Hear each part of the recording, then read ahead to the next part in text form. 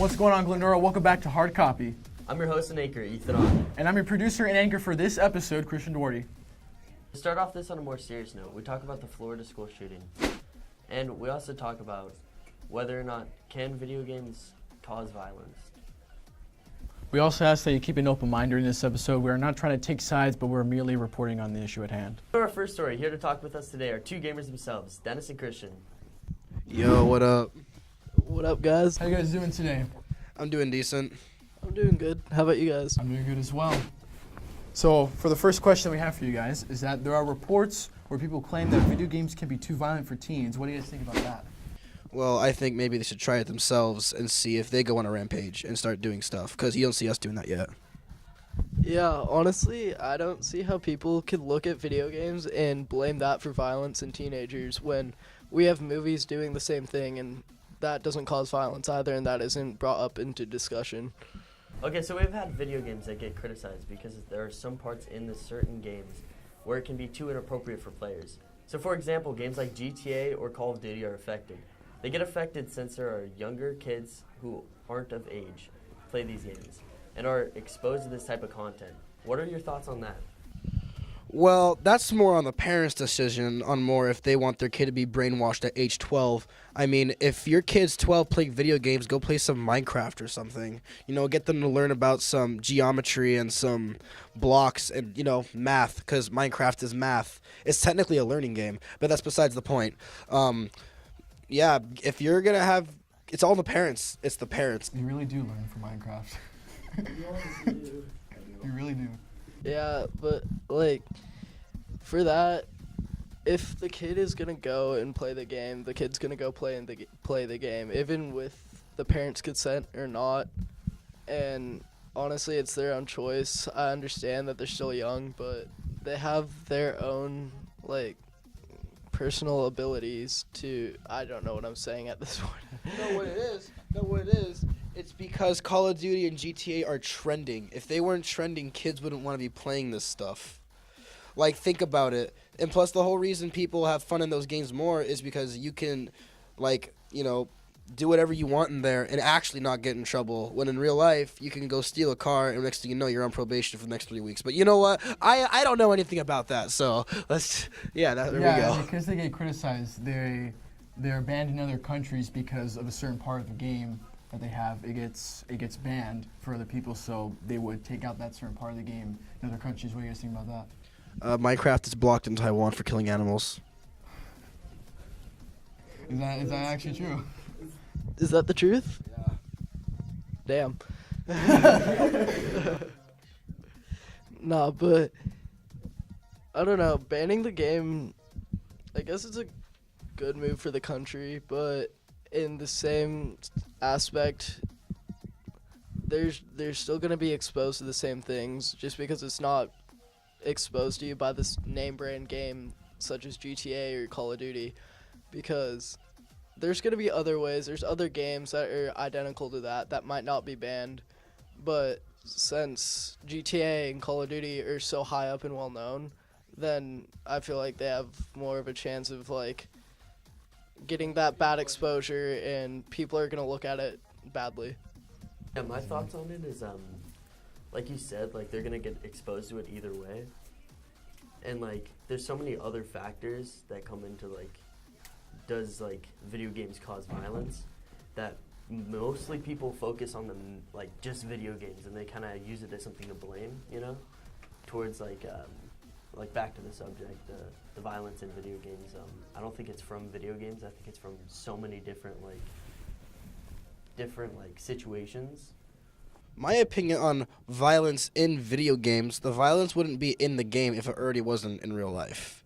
So if anything, violence inspired the video games, and then video games are just open-minded to children. So if anything, video games are waking children up to the real world, but then parents are just kind of not agreeing to that because, you know, they don't want their kid to be exposed to the world because they want to keep them in their arms all life. But, you know, life sucks, so there you go. Yeah, it's a way of censorship in a way, like censoring the child from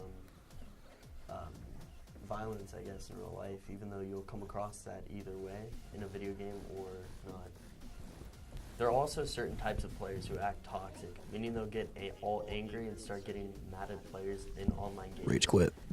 We wanted to know if you guys ever acted like this when you guys play games, or do you guys keep your chill? So when I was little, I had a PlayStation 2, and I would stay up playing like all these games, and whenever I would get pissed off, I couldn't yell because it would be like 2:00 in the morning, and I would say, and I quote, "You better let me win, gamey," or I would like yell at my console for it to let me win, but I called it gamey, but maybe 6th grade, 5th grade. yeah, but then over time, you know, you just kind of get used to it. I mean, I sucked playing games for a while. So a while, you know, and then I learned just not to care anymore. Like, I joined parties, and you just find the trollers or griefers or whatever you want, and they destroy your stuff. But it got to the point where I just didn't care. And then they kind of, like, stopped because I didn't care, and they weren't getting the reaction they wanted. So now whenever I play games, I have chill. But before, no, you don't know no more. Yeah, going back to like the same, being younger when you play Call of Duty, like I started playing Call of Duty younger, and having the microphone and being called a squeaker and everything by the older players in the community, like, kind of gets you to like, they want a reaction from you and they want you to yell back, but if you don't give them that reaction, then you're gonna stay chill and they will tend to, I can't say that polite, like, screw off. I can't say that any other polite way, but I don't know. I still get mad at games. I feel like everybody gets mad at games. I haven't broken anything. Are you sure you haven't broken anything? Pretty positive. I might have thrown a controller once or twice. A little bit off the topic. What do you guys think about, like, do you guys think that video games are too serious like these days? And are kind of like taken out of context in a way, you know? Like they're there to have fun. Kind of, yeah. I mean, back in 1985, when the NES first launched, video games were created from the arcades. You went to the arcade to relieve stress. You know, nowadays we have drinking and all that stuff to relieve stress, but back then you would go to the arcade. You would, you know, get your mind off things, just focus on the box, and people wanted to bring that home. They took them home with them, and that was to relieve stress. But then, you know, game developers realized we can make some serious money off of this, and some really creative people went into this. That's why we have some of the storylines that confuse us, like in Telltale, like, think about it, their Walking Dead series. Like, it's really creative if you truly think about it. But now, video games developers, from what I'm seeing, they're just trying to one-up each other. Like, I attended the Video Game Awards this year in Los Angeles, and truly it was an amazing experience. But what I will say, what I realized, every single trailer and every single person's speech, I realized they were, from the inside, trying to one-up the person who had just spoke, or the next trailer was trying to outbeat the trailer before it. Like, one trailer, you just saw a trailer, people were cheering. Next trailer featured Norman Reedus, and Norman Reedus walked out. People cheered more, mainly because of that actor, not because of the story. So yeah, now it's just kind of like a bra, kind of like the Sega Nintendo thing now, but with every single game developer out there. I wanted to cut you off real quick on that. I was gonna ask that. I don't mean to put this in a bad note, but with the shootings that happened recently, like the Parkland shooting and the Las Vegas shooting, do you think that these video games turn them into a type of person that would go out and do these type of crimes? No, not at all. Like, I don't have any, like, real words. Like, if you take video games that seriously, where you're gonna transfer it to real life and do that, then you have a mental issue, and that's your own personal fault. It's not the video game's fault.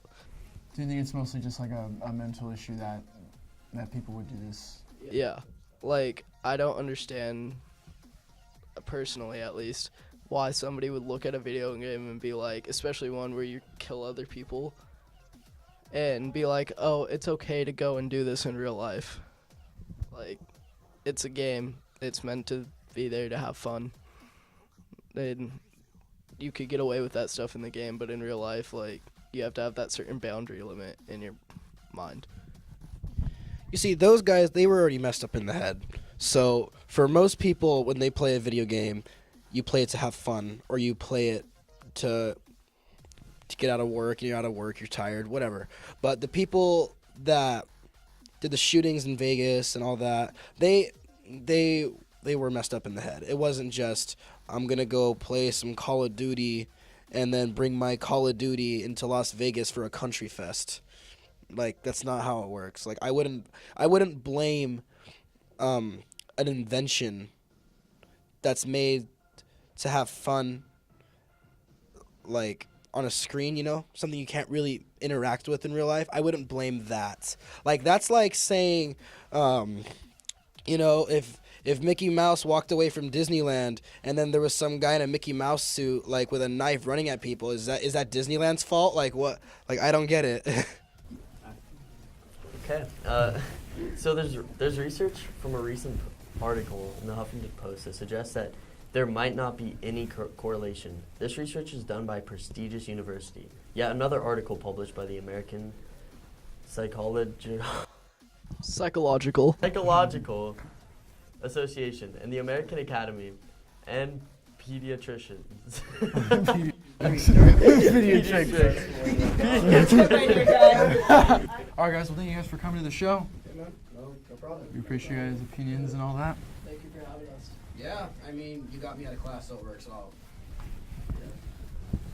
Thanks for watching this week's episode of Hard Copy. I'm Cristian Duarte, I'm Ethan On. and we'll see you guys next time. Peace out. Peace out.